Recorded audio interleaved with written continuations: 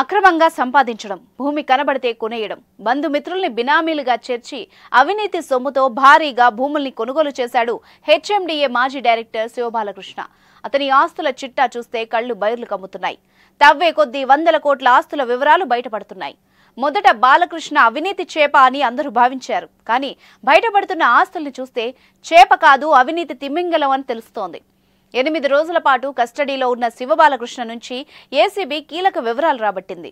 మొత్తం అతడి ఆస్తుల విలువ బహిరంగ మార్కెట్లో సుమారు 1000 కోట్లకు పైగానే ఉంటుందని అంచనా వేస్తున్నారు. సిఎంఆర్ ఫ్యామిలీ మాల్ ఇప్పుడు మన కేపీహెచ్బీలో ఫిబ్రవరి 10వ తేదీన ప్రముఖ నటి శ్రీలీల గారిచే ఘన ప్రారంభం.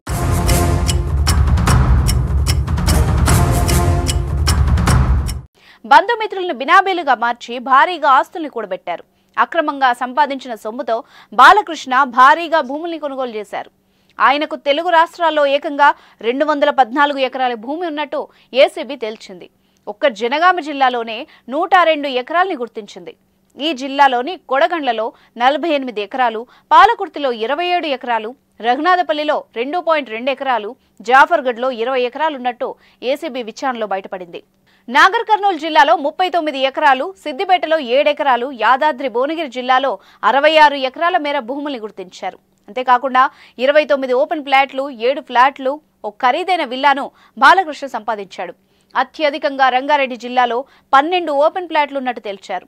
సంగారెడ్డిలో 3, యాదాద్రి భువనగిరిలో 8, విజయనగరం, విశాఖపట్నంలోనూ ప్లాట్లున్నట్టు ఏసీబీ అధికారులు గుర్తించారు.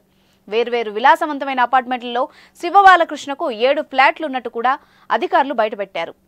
శివబాలకృష్ణ ఈ ఆస్తుల్ని తన కుటుంబ సభ్యులు, బంధుమిత్రుల పేరిట కొనుగోలు చేసినట్టు అధికారులు గుర్తించారు. దీంతో శివబాలకృష్ణ బినామీలపై అధికారులు దృష్టి సారించారు. మంగళవారం అతని సోదరుడు, కీలక బినామీ అయిన శివ నవీన్ కుమార్ ను ఏసీబీ అరెస్ట్ చేయగా మరో 3 బినామీల పట్టివేతకు రంగం సిద్ధం చేశారు.